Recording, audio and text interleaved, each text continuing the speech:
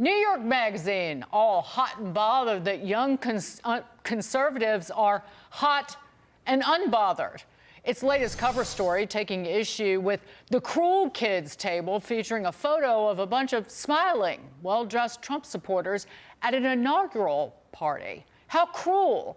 Not only did the entire hit piece fail to explain how any of these MAGA partygoers were cruel, but the author of the article made it a point several times to point out the party's whiteness.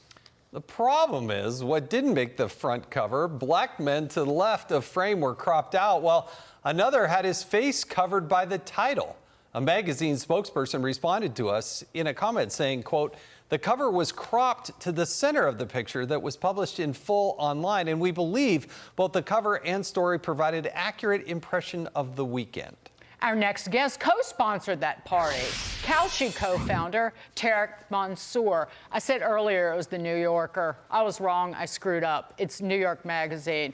But Tarek, you co-sponsored the party. Would you do it again? And what do you make of this article?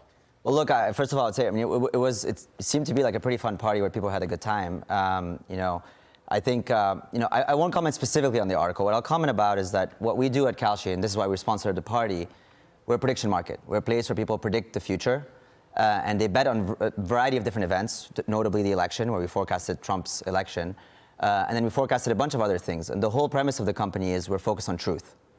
A little bit like Twitter, actually. We focus on providing people with truthful information about what the future holds. And the company's actually core motto is we call bullshit. On either side, and sometimes bullshit comes from either side, and I think that article was bullshit.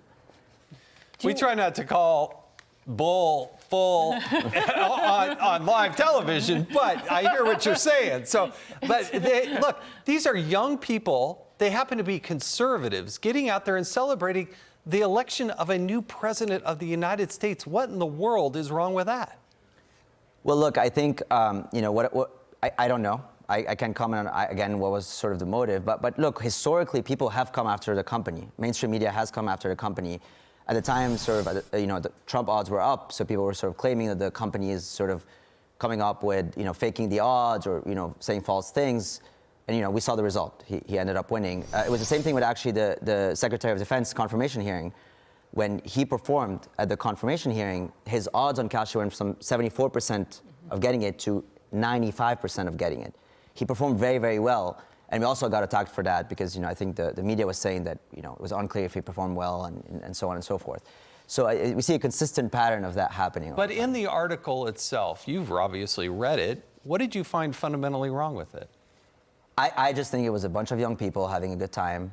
And I think, celebrating that victory, and we decided to sponsor it, like we sponsor, things on both sides of the aisle, because it was relevant. A lot of our user base likes political trading, political betting, and, obviously this was a, very politically driven and politically savvy audience. You would do it again?